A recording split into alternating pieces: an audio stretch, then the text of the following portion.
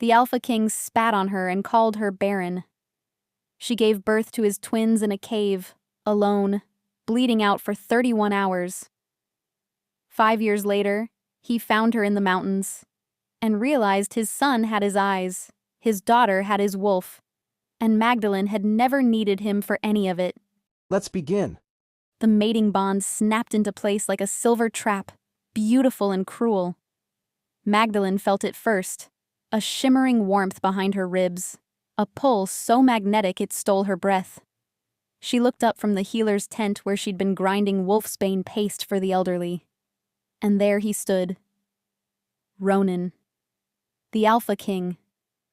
He was taller than legend gave him credit for, all hard muscle and sharper angles, with eyes the color of a winter storm. His black cloak hung heavy over broad shoulders, and the golden crown nestled in his dark hair caught the firelight of the torches. The entire northern pack had gathered for the annual Hunter's Moon, but in that single, terrible moment, the crowd disappeared. There was only him, and the way his face went utterly cold. "You," he said. Magdalene's wolf whined low in her chest. She dropped to one knee, pressing her fist to her heart. "Your Majesty, I never imagined." Silence. His voice cracked like a whip. He descended the stone steps of the dais, boots echoing against the frozen ground. Elders whispered. Omegas scurried back. Even his own Beta, a scarred giant named Calder, took a half-step away. Ronan stopped before her. He tilted her chin up with one finger, not gently. His touch burned. "You are the healer's apprentice," he said. Not a question. "Yes, Alpha King." "And you believe yourself worthy of standing beside me?" Magdalene's heart hammered. She knew what he was asking. A mate was sacred.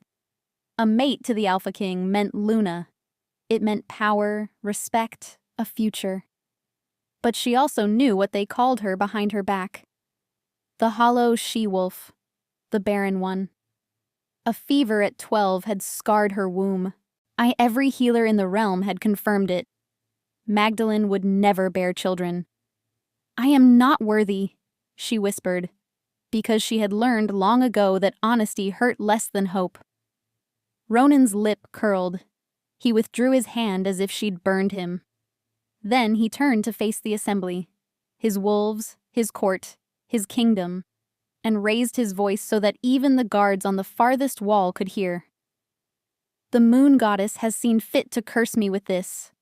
A mate who cannot produce an heir. A barren she-wolf." He looked back at her with utter disgust. "You are not my mate. You are a mistake, and I reject you." The words flew from his mouth like shards of glass. Magdalene felt the bond shred inside her. It was like being unmade. Every thread of warmth, every promise of tomorrow, ripped out by the root. She crumpled to her knees, gasping, and hands pressed to her chest as if she could hold the pieces together. But she did not cry. Not in front of him. "By the laws of the packs," Ronan continued coldly, "a rejected mate has no claim, no protection. You will leave my territory by dawn. If I see your face again, I will treat you as an enemy." A murmur rippled through the crowd. Some looked away in shame. Others nodded. Practical, they thought. An alpha needed heirs. What use was a Luna who could not give him a son? Calder stepped forward, jaw tight.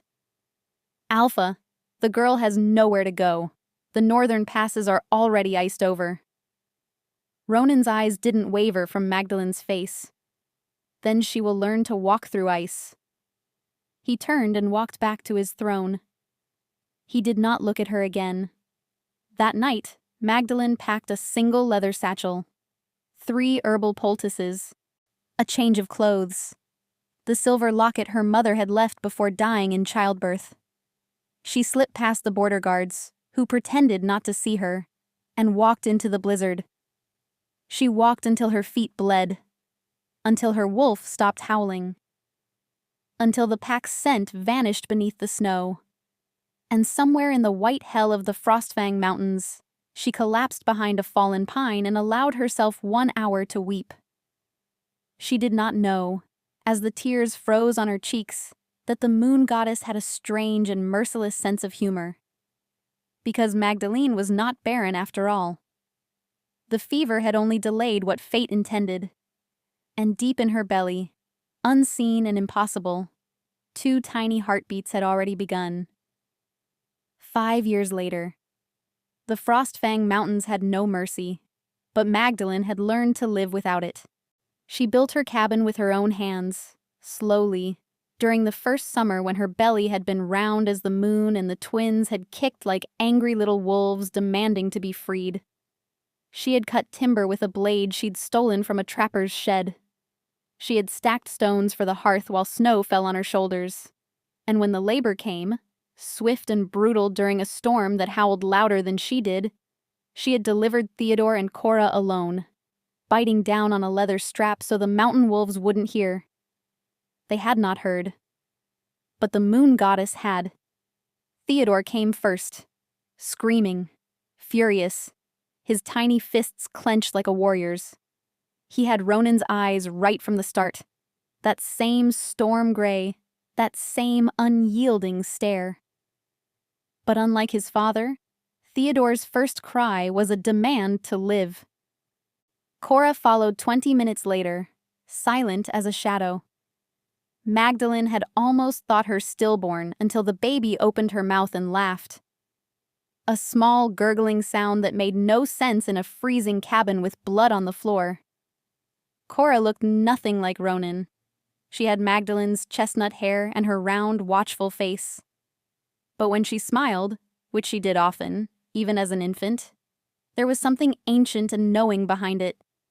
Twins, the old women of the packs used to whisper around cooking fires. Twins are a blessing and a warning. 2 halves of a single soul. Magdalene had never believed in omens. She believed in surviving. And survive, she did.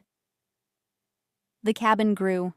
A second room, a smokehouse, a small pen for the 3 scraggly goats she'd traded herbs for with a traveling merchant who asked no questions. In the Frostfang Mountains were lawless. No alphas, no packs, no kings. Only outcasts, exiles, and the occasional rogue who learned quickly that the pale healer on the eastern ridge was not worth the trouble. Not because Magdalene was fierce, she was not, but because her children were. When Theodore was 3, a starving rogue twice his size lunged at Magdalene from the tree line. The man had feral eyes and a blade rusted with old blood. He was fast, too fast for a healer with a grinding stone in her hand. He never reached her. Theodore moved like water, like wind, like something not entirely wolf. He stepped between the rogue and his mother, and when the man swung his blade, Theodore caught it between 2 small fingers. The steel snapped. The rogue stared at his broken weapon, then at the child's face, those gray, ancient eyes glowing gold at the edges. "Leave," Theodore said. His voice was 3 years old. It should have been comical. The rogue ran. He was found 3 valleys over, frozen mid-stride with his eyes open. No wounds, no blood, just stopped. Magdalene held Theodore that night and did not sleep. She did not know what he was. She only knew that he was hers. Cora was different. Cora did not stop time or break steel. Cora listened. By 4, she could name every herb within a day's walk and recite its properties, not from teaching, but from touching the leaves and closing her eyes. She knew when storms were coming 3 days before the clouds appeared. She knew that the old goat's milk would turn sour before the goat herself showed any sign of sickness. And she knew things about people. "Mama," Cora said one evening, as stirring a pot of bone broth with a stick almost as tall as she was. "The man in the woods with the broken leg. He's lying about his name." Magdalene paused in her grinding. A traveler had limped into their clearing 2 days ago, a gray-haired wolf named Elias, who claimed to be a displaced fur trader. She had splinted his leg, given him tea, and let him sleep by the hearth. "What do you mean, sweetheart?" Cora's brown eyes flickered toward the window, toward the shed where the man now slept. "His real name is Silas. He killed his alpha. He's running from the Blackmore pack." Magdalene set down the pestle. Very quietly, she moved the knife from the cutting board to her belt. That night, Silas tried to slit their throats for the few coins hidden under the floorboards. He did not expect Magdalene to be awake. He did not expect her to have a blade. And he certainly did not expect Theodore to appear behind him, silent as death, and whisper, "Don't move." Silas did not move for 6 hours. By the time dawn came and the spell broke, he had soiled himself 3 times. He fled with nothing but his broken leg and the memory of a child's gray eyes. Magdalene buried the coins deeper and made a new rule: no more travelers. They were not wealthy, they were not safe, but they were together, and for 5 years, that had been enough. Then the crows came. It started with a single bird landing on the cabin's ridgepole. Then 2. Then a dozen. By the 3rd morning, the sky above the Frostfang Mountains was black with them. Thousands of crows, silent and watching, their heads all turned toward the south. Cora stood in the dooryard, on her small face tilted upward. The crows did not frighten her. She lifted her hand, and one of them, larger than the rest, with eyes like polished jet, landed on her finger. "They're looking for someone," Cora said softly. "Who?" Magdalene asked, even though she already knew. Even though her wolf had started whining 6 nights ago, pawing at the inside of her chest like a caged thing. Cora turned to her mother. For the first time in her short life, she looked genuinely afraid. "The Alpha King," she whispered. "He's lost something, and he's burning the world to find it." 300 miles south, Ronan stood on the balcony of his obsidian keep and watched his kingdom burn. Not literally. Not yet. But the unrest had begun. Pack after pack had sent word. Rogues massing in the eastern valleys. Whispers of a new power rising in the north, and, worst of all, his own wolves questioning him. 5 years, his beta, Calder, had said that morning, not quite insubordinate, but close. 5 years since you rejected your mate, and you've taken no other. The elders ask why. Ronan had not answered. He could not. Because the truth was a poison he swallowed every night alone in his chambers. He had not forgotten Magdalene. He had dreamed of her. In the dreams, she was not kneeling in the snow. She was standing in a cabin with firelight in her hair, and there were children. 2 of them. Faces he could never quite see. The dreams left him gasping, furious, and aching in ways he had no name for. He had sent scouts to find her. Not to bring her back, never that. Just to confirm she was dead. To close the wound. They had found nothing. No body, no bones, no trace of the hollow she-wolf who should have frozen to death 5 winters ago. Unless, a small, treasonous voice whispered in his mind, she never froze at all. "Alpha." Calder appeared at his shoulder, his scarred face grim. The scouts returned from Frostfang. Ronan's hand tightened on the railing. "And?" Calder hesitated. That alone was answer enough. "They found a cabin. East Ridge, above the timberline. Lived in, recently. Goats, smokehouse, a garden." He paused. "And tracks. Small ones, children." Ronan turned. His eyes bled to gold. "There's more," Calder said quietly. "The scout spoke to a trapper who passed through last autumn. He said the woman who lives there is a healer. Pale hair, gentle voice. Answers to the name Magdalene." The name hit Ronan like a blade between his ribs. "And the children?" His voice was hoarse. He hardly recognized it. Calder met his gaze. The trapper never saw them up close. Said the girl keeps to the cabin. But the boy... He swallowed. The boy has gray eyes, like yours. The silence that followed was absolute. Even the wind stopped.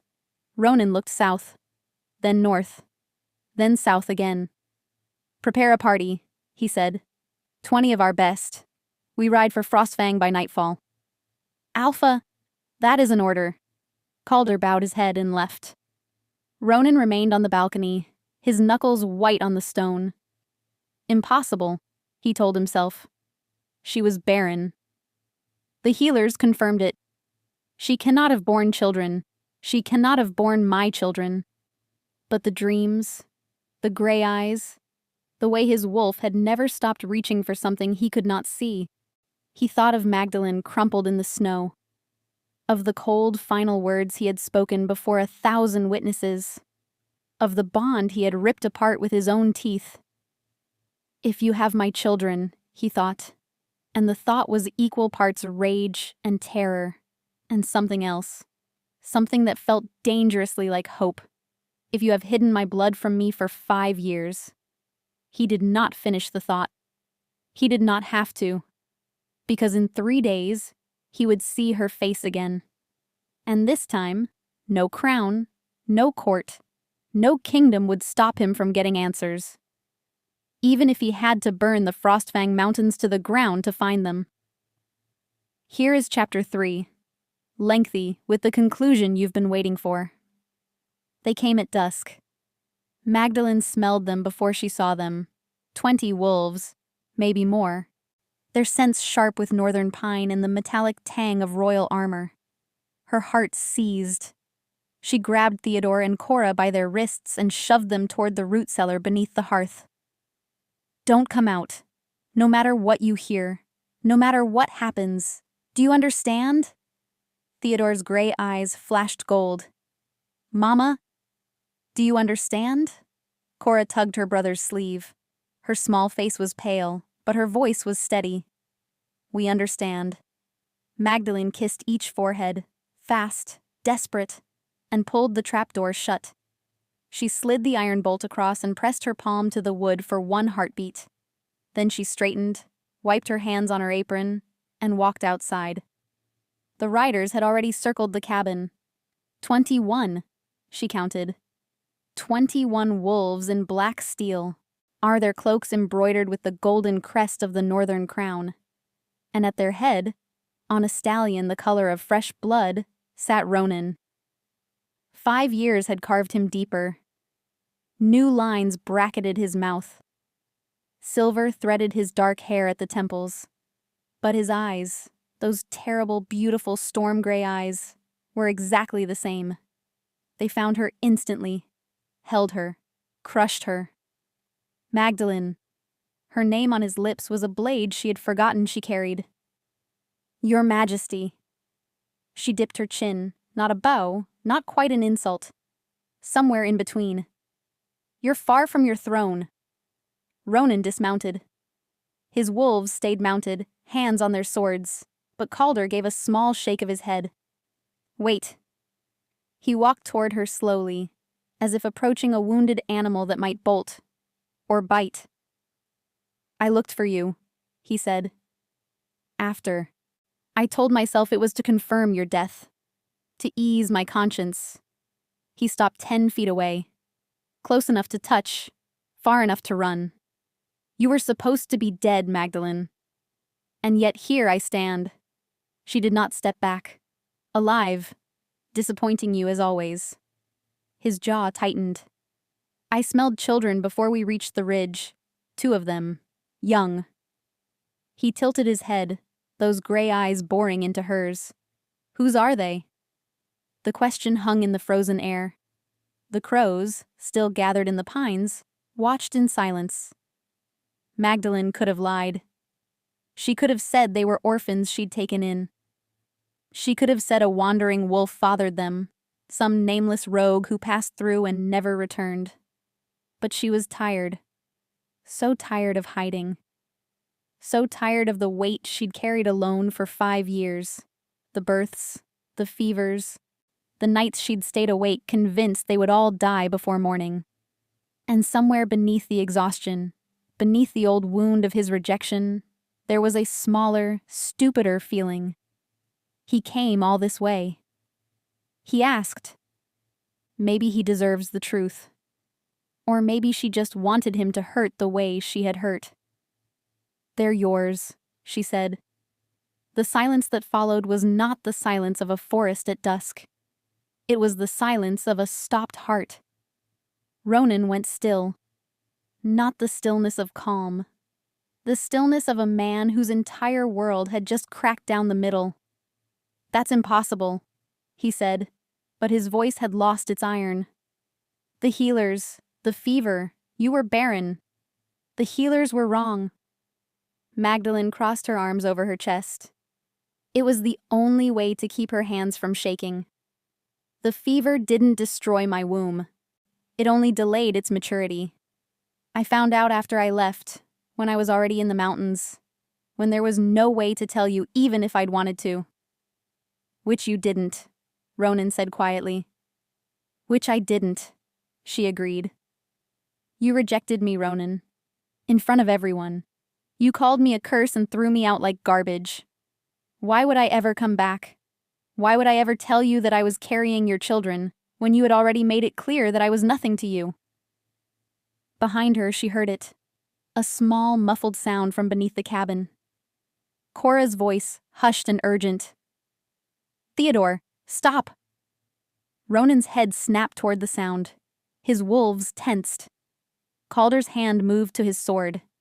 And then the trapdoor exploded outward. Not from within, from above. The iron bolt sheared in half. The wooden planks splintered like kindling. And Theodore stepped out of the cellar, dirt on his face and gold fire in his eyes, with Cora clinging to his arm and whispering frantically in his ear. He was 5 years old. He barely reached his mother's waist.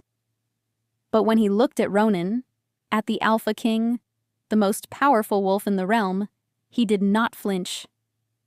"Get away from my mother," Theodore said. Ronan stared. He stared at the boy's face, at his own face mirrored back at him from a child's bones. The same jaw, the same brow, the same unmistakable, infuriating set of the mouth. And the eyes. Gray as winter storms, gray as his own, gray as the blood that ran through the royal line for 1,000 years. There was no doubt. There could be no doubt. The boy was his son.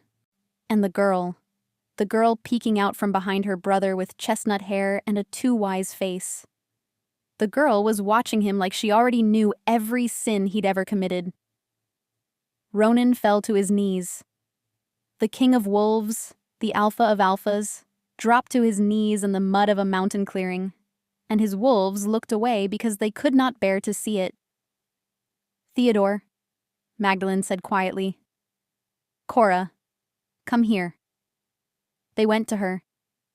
Theodore kept his eyes on Ronan the whole time, a small, ferocious guard dog. Cora pressed herself against her mother's hip and peered out with those ancient, knowing eyes. "Alpha King," Calder said carefully from his horse. "Perhaps we should—" "Quiet." Ronan's voice was raw. He did not look away from the children. "Magdalene, please." She waited. "Please," he said again, and the word cost him. Ronan did not beg. Ronan commanded. But here, in the dirt, he was not commanding anyone. "I was wrong. I was cruel. I called you Barren and threw you out because I am—" He stopped, swallowed. "I was afraid." Magdalene's chest ached. "Afraid of what?" "Of wanting you." He looked up at her, and for the first time she saw past the crown, past the cold mask, to the boy he must have been once. Scarred by a father who demanded perfection. Raised to see weakness as death. "I felt the bond and I panicked. You were a healer's apprentice. You had no family, no status, no army. And the elders said, they said a king needs an heir. They said I couldn't afford to love someone who couldn't give me one." His voice cracked. So I destroyed us before you could destroy me. The crows shifted in the pines. The wind picked up. Our Theodore looked at his mother. Is he lying? Magdalene studied Ronan's face. She had spent 5 years learning to read truth from lies in the wilderness, where a mistake meant death. His pulse was visible in his throat, racing, unsteady. His pupils were blown wide. His wolf was so close to the surface she could see it flickering behind his eyes, desperate and whining. No, she said slowly. He's not lying. He's just broken. Aren't we all? Ronan whispered. Cora tugged Magdalene's sleeve. Mama. His wolf is sad. It's been sad for a very long time. Magdalene closed her eyes.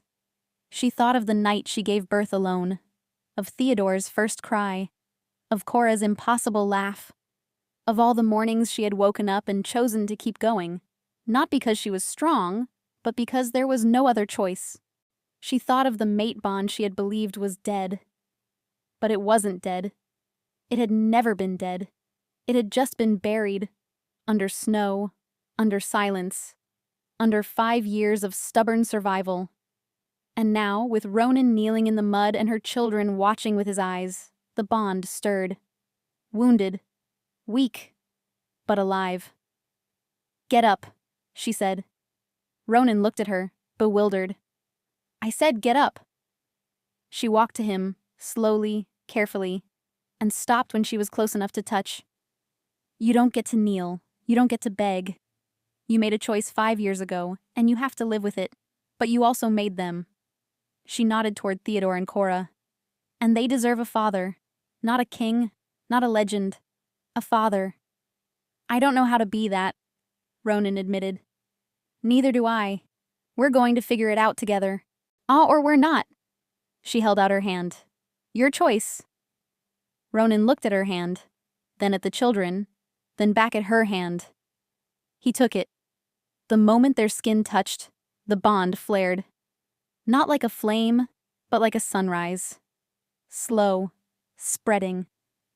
Washing over every dark corner Magdalene had tried so hard to protect.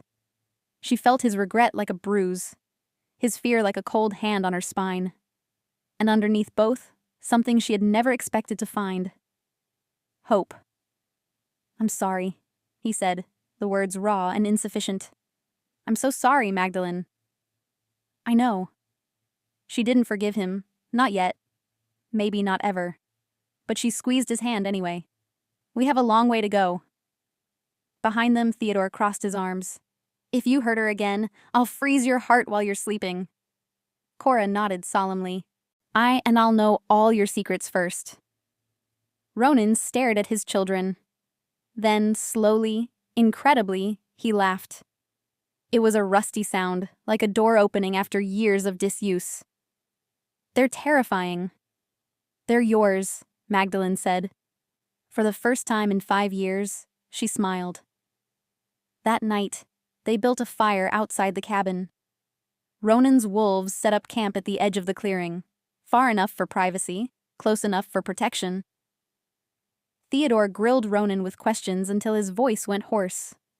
Cora sat in Calder's lap and told him his dead wife's favorite flower, rosemary, and the name of his first horse, Thunder, and the exact date he would stop grieving. Not yet, but soon. Magdalene watched from the cabin door. Ronan found her there after the children finally fell asleep. Theodore curled against his chest like he'd always belonged there. Cora tucked under Calder's cloak. He has my stubbornness, Ronan said quietly. And she has your eyes. She has her own gifts, Magdalene replied. We're still learning what they are. Ronan was quiet for a long moment. Then, come back with me. No. I'm not asking as your king. I don't care how you're asking. The answer is no. She turned to face him. I built this life. I built it alone. I'm not going to pack it up and follow you to your cold castle just because you showed up with an apology. What do you want then? Magdalene thought about it. She thought about the years of silence. The births without a mate's hand to hold. The nights she had talked to her belly and pretended the twins could answer back. "I want you to earn it," she said finally. Not a title, not a crown. Us. You want to be in their lives? You come here. You stay here.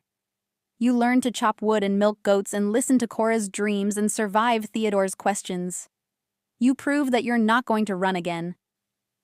Ronan looked at the cabin, small, crooked, held together by sheer will. Then at the children, then at her. "Okay," he said. "Okay? Okay." He took a breath. "I'll send Calder back with the wolves. Tell the court I'm on a diplomatic mission. Stay here for a month. 2, however long it takes. You'll miss your throne. I've missed more important things." His eyes met hers. "I missed you." Magdalene wanted to be harder than this. She wanted to hold onto her anger like a shield. But the bond was singing now, soft and warm, and his hand found hers in the dark. "1 month," she said. "1 month?" he agreed. From inside the cabin, Theodore's voice drifted through the open window, half asleep and grumpy. "I can still hear you. This doesn't mean I like him." Cora's sleepy reply. "Shut up, Teddy. Mama's happy." Ronan laughed again, easier this time. Magdalene leaned her head against his shoulder, just for a moment. The crows flew away at dawn, and the Frostfang Mountains, for the first time in 5 years, felt like home.